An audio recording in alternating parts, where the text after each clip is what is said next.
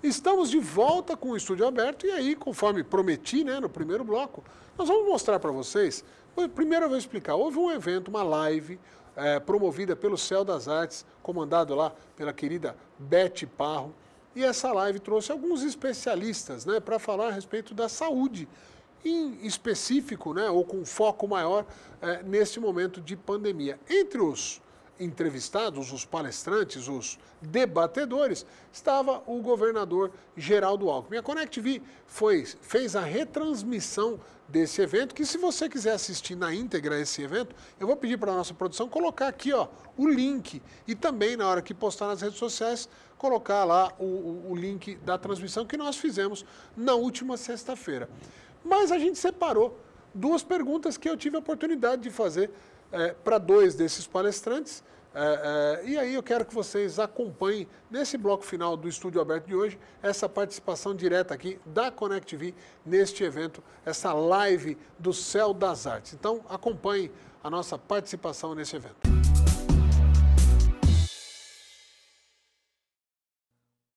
Bom, eu quero começar fazendo uma pergunta para o governador Geraldo Alckmin.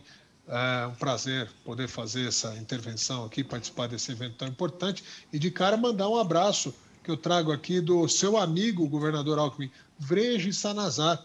Ele ficou sabendo que eu estaria participando desse evento hoje, mandou um grande abraço, falou que as portas estão sempre abertas para que o senhor venha nos visitar aqui no Diário da Região, na Connect TV, vai ser sempre um grande prazer. Vou fazer a pergunta, então. Governador, com toda a sua experiência administrativa, com seu vasto e brilhante histórico de ser um grande ouvinte, né, um defensor da democracia, queria saber qual que é a sua opinião sobre uma certa tentativa generalizada de se interditar qualquer tipo de questionamento ou debate sobre a forma como está sendo feito o combate ao coronavírus no mundo todo. Muitas vezes com algumas atitudes, algumas regras que não têm comprovação de eficácia e com uma certa dose de autoritarismo. Isso está espalhado pelo mundo todo.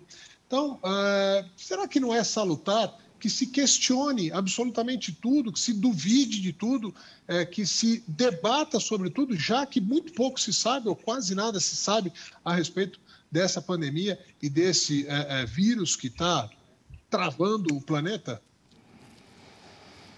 Olha, quero cumprimentar o Eudes Ricardo, cumprimentando a Connect TV. Um abraço a toda a equipe, ao Sanazar, a equipe do Diário da Região. Destacar também a palavra da Valdirene, que colocou muito bem a importância dos recursos humanos, dos pesquisadores, dos educadores, e também destacar a importância, Eudes Ricardo, do debate, né? Nós não podemos interditar o debate. É muito importante, nesse momento, humildade. Humildade frente ao desconhecido. Um vírus novo, que ninguém conhece, que não tinha vacina, que o tratamento foi por tentativa, foi se aprimorando aí o protocolo. Hoje se chega a um conceito de que é melhor usar corticoide, antibiótico, azitromicina, anticoagulante em alguns casos, necessidade, às vezes, de intubação. E aí eu quero destacar uma questão colocada pelo professor Giovanni Cerri, que eu acho que a globalização ela vai ter uma mudança. Qual é essa mudança? O princípio da precaução. Quer dizer, não é razoável que o Brasil ou São Paulo não produzam, não tenham uma indústria forte na área, por exemplo, de ventiladores, que já teve, né, de respiradores. Eu sou anestesista, na década de 80, o Brasil e São Paulo tinham tacaoca. Então, as anestesias todas eram tacaoquinha ou tacaoca. Então, acho que na globalização, ela continua a globalização, mas você vai ter um princípio da precaução. Não é só menor preço, mas é também precaução. Você tem que ter equipamentos na área de saúde, insumos que o país precisa ter. Eu vejo que a ciência está de parabéns, porque normalmente uma vacina leva 8 a 10 anos para ficar pronta. E nós, praticamente, em um ano, estamos aí com 5, 6 tipos de vacinas diferentes para proteger a população. E agora o desafio é correr, né? É correr. E quero fazer uma lembrança aqui da gripe espanhola, Ricardo Eudes. Eudes Ricardo. Quando, em 1918, quando houve a gripe espanhola, que na realidade não era espanhola, era americana, mas foi a Espanha que pôs a boca no trombone, mas ela começou na América do Norte, o que o governo brasileiro, em 1918, dizia? É uma gripezinha. E foi devastadora para o mundo e para o Brasil. Já ouvi isso, hein, governador? Mais recentemente, hein? Já ouvi isso mais recentemente, no momento que eu peço para o senhor dar uma ajeitadinha no seu aparelho de transmissão aí. Essa história da gripezinha... Depois, o que se dizia? Olha, teoria conspiratória, porque era 1918, era a Primeira Guerra Mundial. Então, os alemães mandaram o vírus dentro de garrafa para atingir o Brasil. Teoria conspiratória. Depois, esconde os números. Até que, quando o presidente da República, o Venceslau Braz, viu a gravidade da situação, ele chamou o Carlos Chagas, para que o Carlos Chagas, o grande médico sanitarista, liderasse o trabalho do combate à gripe espanhola. Então, nós temos que ter a humildade de aprender, fazer o máximo nesse momento de rapidez pela vacinação. 3 coisas mudaram o mundo: água tratada, vacina e antibiótico. Essas 3 mudaram o mundo. As pessoas viviam 45 anos de idade. Hoje estamos vivendo quase 80. Expectativa de vida média, né? Tem gente que vive mais de 100. Então, água tratada, vacina e antibiótico foram extremamente importantes. Então, a vacina vai salvar vidas, ela vai, no caso de alguém ainda contrair a doença, tê-la de forma menos grave, vai poupar a vida, melhorar a saúde, evitar doença grave. Então, ela é muito importante. E manter os protocolos. Como disse a Valdirene, não pode ter relaxamento. Então, evitar aglomeração, utilizar e a higienização das mãos. Mas eu estou otimista. Eu acho que nós vamos, com a vacinação, ter um declínio do vírus circulante e um controle da pandemia. Governador, só para completar, e evidentemente que sem nenhum tipo de teoria conspiratória, mas com a sua experiência, até como médico, evidentemente, o que a China está fazendo de tão mais competente do que o resto do mundo? Estou nesse momento dando uma olhada aqui, por exemplo, nos últimos dias, a média de casos é em torno de 50, média de novos casos, num país com mais de 1 bilhão de população. O que eles estão fazendo de tão melhor? Por que eles estão acertando tanto e o mundo inteiro errando tanto? Eudes Ricardo, veja que a SARS, a doença SARS e o vírus SARS-CoV-1 foi em 2002, faz quase 20 anos, e foi lá na Ásia. Então, eles estão há 20 anos praticamente estudando, se preparando. Veja que no Brasil, o ano passado, até infectologistas diziam: aqui não vai chegar a Covid, porque o Brasil é um país tropical, é um país de clima quente, isso aí é de clima frio, é o norte do mundo, Canadá, Europa, Japão, e, no entanto, foi na Amazônia, em pleno trópico, a maior mortalidade e o quadro mais grave. Então, eles estão há mais tempo estudando, são mais disciplinados também, até porque lá é ditadura.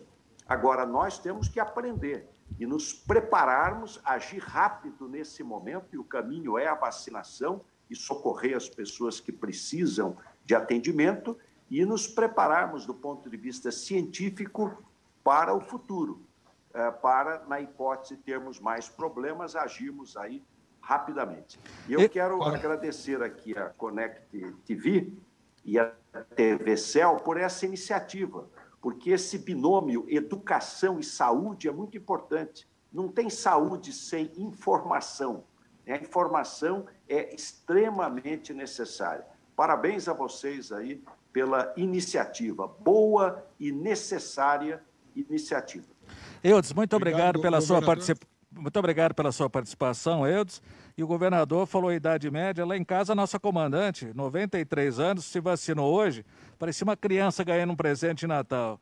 Acho que um dos momentos mais felizes que eu já vivi. Por favor, Eudes, encerrando então. Gurian, só um segundinho, só completar. Assim, o governador falou muito bem, né, que nós, no caso da China, é uma ditadura, tanto que o número de casos ele é disponível na internet, mas o número de mortes não. Então, só para completar, vou direcionar a minha pergunta para a doutora Albertina. Primeiro, parabenizar ela pelas importantes considerações que ela fez a respeito sobre o impacto sobre as mulheres, as donas de casa, né, as mães de família que estão nesse momento, né, sofrendo esse impacto. Mas, rapidamente, a pandemia tem cobrado um preço muito alto da nossa sociedade, mas ainda é um preço não mensurado e, infelizmente, de certa forma, maquiado ou até ignorado pela grande mídia, que precisa ser contabilizado. A gente tem que lembrar que a tal da quarentena gourmet, ela é só para uma partezinha muito pequena da sociedade. Então, a minha pergunta é, a gente não precisa falar um pouco mais sobre os danos psicológicos imensuráveis causados pelo medo, confinamento e até mesmo pelo estresse das incertezas em relação ao futuro? Queria saber da senhora, doutora Albertina, como diminuir esse impacto dessa geração, principalmente das mulheres, crianças e dos adolescentes? Veja, a mulher agora está com a quádrupla tarefa, né? Ela está dentro de casa, administrando, sendo professora, porque uma mulher que muitas vezes nunca mexeu no computador, está hoje orientando seus filhos. E respondendo à pergunta, por que eu tenho que ficar aqui? Por que eu não posso sair? Que é a grande pergunta que os adolescentes têm.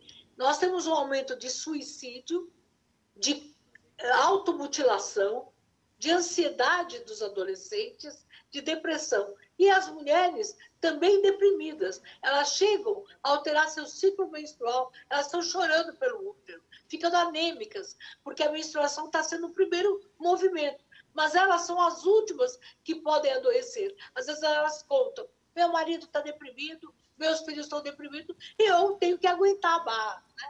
Então, é muito sério o que está acontecendo.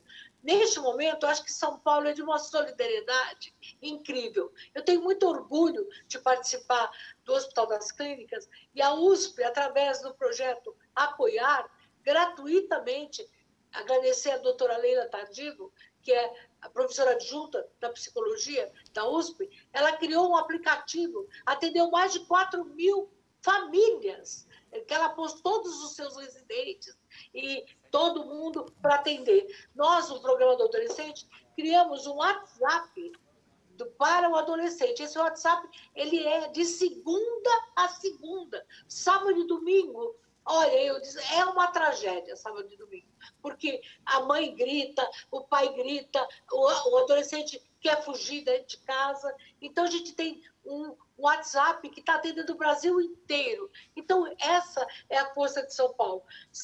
Segunda-feira, a gente vai fazer um seminário internacional. Eu sei que a Connect e o CEL chega a Portugal. Então, vai ter Coimbra falando, Guiné-Bissau falando, Uruguai falando, os Estados Unidos falando. Como foi lidar com a prevenção da gravidez na adolescência? Obviamente, vai se falar da questão de gênero. As mulheres estão apanhando, as adolescentes estão sendo abusadas. Então, isso está chegando nos nossos ouvidos. Então, a gente conseguiu manter a Casa do Adolescente em 30 pontos do Estado. Várias universidades, faculdades, mesmo na pandemia, atendendo os adolescentes. Então, isso é um exemplo para o mundo. Eu tenho certeza que a redução da gravidez na adolescência, que foi uma vitória nesses 20 anos, nós vamos conseguir, pós-pandemia, fazer ações com a educação, com a justiça, porque a gravidez na adolescência ela é a ponta do iceberg. Ela não é, na verdade, da saúde. É da Valdirene, dos prefeitos, é da cultura, é da mídia. E a mídia tem um papel importantíssimo nesse momento. E a educação, os agentes comunitários, parabéns, muito orgulho de eu poder estar conversando com vocês e convidando vocês também. Então, é essa a nossa resposta. Como portuguesa que eu sou, eu tenho muito orgulho de ser uma brasileira de coração. O Brasil é solidário demais, não merece o que está acontecendo. Nós temos o SUS. A gente precisa se juntar nesse afeto e na solidariedade e dizer não àqueles que nos dividem, àqueles que nos isolam.